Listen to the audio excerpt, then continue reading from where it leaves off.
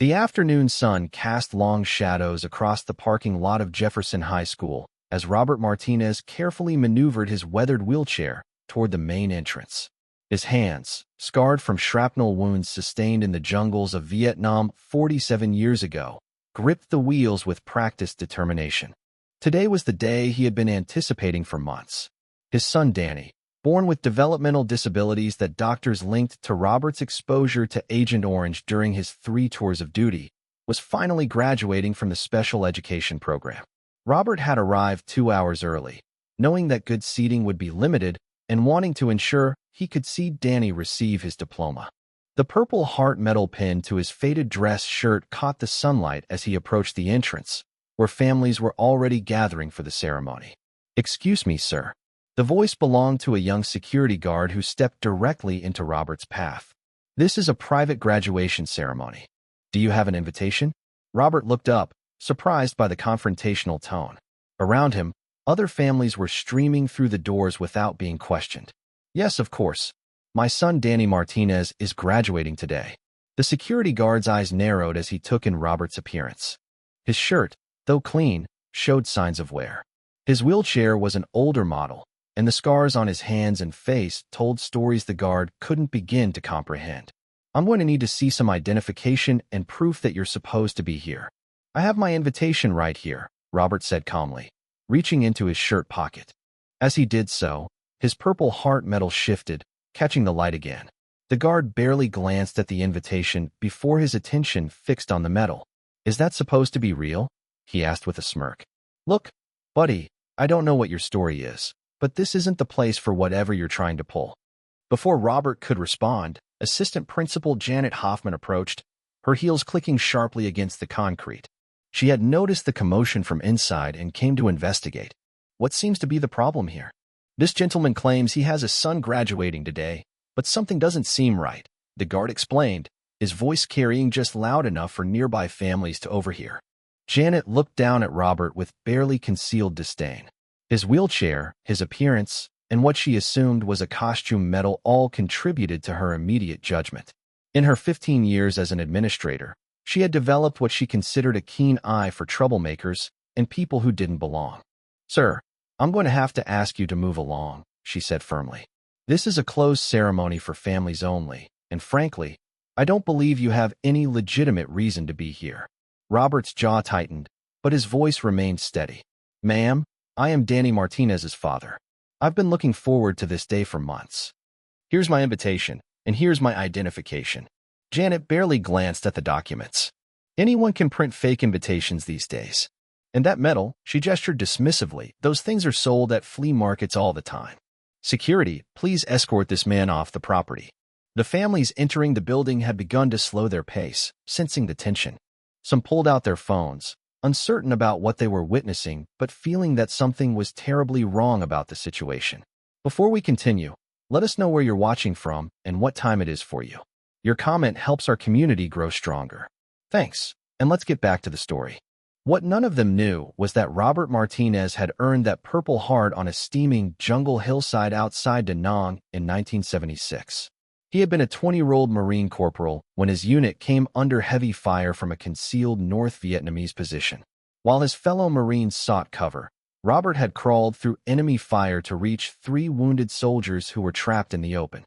He had dragged them to safety one by one, taking shrapnel in his back, arms, and legs during the 3rd rescue. The injuries had left him with permanent nerve damage and chronic pain that would plague him for the rest of his life. After returning from Vietnam, Robert had worked 3 jobs to support his family. Danny had been born 2 years after his return, and the doctors had explained that the developmental disabilities were likely connected to Robert's exposure to Agent Orange during his service. Instead of feeling bitter, Robert had channeled all his energy into ensuring Danny received the best education possible. He had attended every IEP meeting, every parent conference, and every school event for 18 years. He had fought insurance companies, school districts, and bureaucrats to secure the services his son needed. Danny Martinez was more than just a special education graduate. He was living proof of what love, persistence, and unwavering support could accomplish. Despite his intellectual disabilities, Danny had learned to read, write, and perform basic mathematics. More importantly, he had developed into a kind, gentle young man who brought joy to everyone who knew him. His teachers often said that Danny's enthusiasm and positive attitude had taught them more about life than they had taught him about academics. Inside the auditorium, unbeknownst to the drama unfolding at the entrance, retired four-star General William Patterson was taking his seat in the third row. General Patterson was there to watch his granddaughter Sarah receive her diploma from the same special education program. At 72 years old, LD, he had attended dozens of military ceremonies and state functions. But few events meant more to him than watching Sarah overcome the challenges posed by her autism to reach this milestone. As the general settled into his seat, he noticed the commotion near the entrance through the glass doors. His trained eye immediately picked up on the wheelchair-bound man, wearing what appeared to be a military decoration. Something about the situation didn't sit right with him. Back outside, the confrontation was escalating. Janet Hoffman had called for additional security, and now two more guards had joined the original officer. Robert remained calm, but the humiliation was evident in his eyes as curious families continued to stare and whisper. "Look, I don't want any trouble," Robert said quietly. "I just want to watch my son graduate. I've been planning for this day for months." "Sir, you need to leave immediately, or we'll have to call the police," Janet responded, her voice carrying across the entrance area. "I won't have disruptions at our ceremony." One of the additional security guards, a young man barely out of high school himself, stepped closer to Robert's wheelchair. "Come on, Pops. Time to go. Don't make this harder than it needs to be." It was at that moment that General Patterson emerged from the auditorium, having decided he needed to see what was happening firsthand. His dress blue uniform, adorned with ribbons representing 4 decades of distinguished service, commanded immediate attention as he approached the group. The general's eyes went first to Robert's Purple Heart, then to his face, and finally to the unit patch barely visible on his faded shirt. Recognition dawned slowly but surely. The 2nd Battalion, 3rd Marines. General Patterson had been a young lieutenant with the 1st Battalion, 3rd Marines in 1976. He remembered the stories that had circulated through the entire regiment about a corporal who had single-handedly saved 3 Marines under heavy fire. "What exactly is the problem here?" the general asked, his voice carrying the authority of decades in command. Janet turned, momentarily taken aback by the imposing figure in uniform. "General, sir, we're just removing someone who doesn't belong at our ceremony. He's claiming to be a parent, but we have reason to believe he's not legitimate." General Patterson stepped closer to Robert, studying his face intently. "Marine, what's your name and unit?" Robert straightened in his wheelchair as much as his injuries would allow. "Corporal Robert Martinez, 2nd Battalion, 3rd Marines, sir. Served 3 tours in Vietnam, 1975 to 1978. The general's expression changed completely. He knelt down beside Robert's wheelchair, bringing himself to eye level. "Corporal Martinez, do you remember Hill 147 outside Da Nang in March of 1976? Robert's eyes widened with surprise and recognition. "Yes, sir. That was where we got hit hard by a concealed NVA position. Lost some good Marines that day." "You saved 3 Marines that day, Corporal. One of them was Private First Class Jimmy Patterson from Bravo Company, 1st Battalion. He was my younger brother."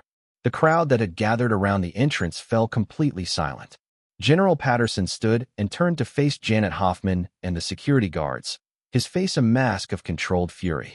"This man," he said, his voice carrying clearly across the entrance area, "earned the Purple Heart you've been dismissing as fake by crawling through enemy fire to save 3 wounded Marines. One of those Marines was my brother. Without Corporal Martinez's heroism, Jimmy would never have come home to marry his high school sweetheart, raise 2 children, and live the life he deserved." Janet's face had gone pale. Around them, the families who had been watching began to murmur among themselves, many pulling out their phones to record what was clearly becoming an extraordinary moment. General Patterson continued, his voice rising with each word. "This Marine spent 3 tours fighting for his country, came home wounded and bearing the invisible scars of chemical exposure, and has spent the last 18 years fighting every bit as hard for his disabled son. And you, madam, have the audacity to question his right to be here." The general turned back to Robert. "Corporal, my brother Jimmy talked about you until the day he died. He said you were the bravest Marine he ever served with. He would be honored to know I'm here to return the favor." With that, General Patterson began to push Robert's wheelchair toward the entrance. The security guards stepped aside immediately, and Janet Hoffman could only stammer apologies as they passed. "General, I had no idea. I'm so sorry. This is all a terrible misunderstanding," she pleaded. General Patterson stopped and fixed her with a stare that had intimidated enemy commanders and incompetent subordinates across 4 decades of service. "Ma'am, the only misunderstanding here is your failure to recognize that a man's worth isn't measured by the condition of his clothes or the age of his wheelchair. It's measured by his character, his service, and his sacrifice. This Marine has given more for his country than most people give in 10 lifetimes." As they entered the auditorium, something remarkable happened. General Patterson stood at attention and began to clap. The sound echoed through the space, and one by one, every person in the auditorium rose to their feet. The applause grew thunderous as Robert was wheeled to a place of honor in the front row, right where he had hoped to sit all along. When Danny Martinez's name was called to receive his diploma, he looked out into the audience and saw his father in the front row, tears streaming down his face. Danny's joy was infectious as he pumped his fist in the air and pointed directly at Robert. "That's my dad," he called out proudly. "That's my hero." The standing ovation that followed lasted for nearly 5 minutes. General Patterson had ensured that not only did Robert get to witness his son's graduation, but that everyone present understood they were in the presence of true American heroism. Later, as families gathered for photographs after the ceremony, Janet Hoffman approached Robert with genuine remorse. "Mr. Martinez, I owe you the most sincere apology of my life. What happened today was inexcusable, and I want you to know that we're implementing new policies immediately to ensure nothing like this ever happens again." Robert looked up at her and nodded quietly. "Ma'am, I didn't serve my country so that people would treat me special. I served so that my son could have the opportunity to achieve moments like this. All I ever wanted was to be here to see it." General Patterson, who had remained nearby, placed his hand on Robert's shoulder. "Corporal, my brother Jimmy always said that real heroes don't ask for recognition. They just do what needs to be done. Today, you got the recognition you deserved. But more importantly, your son got to see his father honored for the hero he's always been."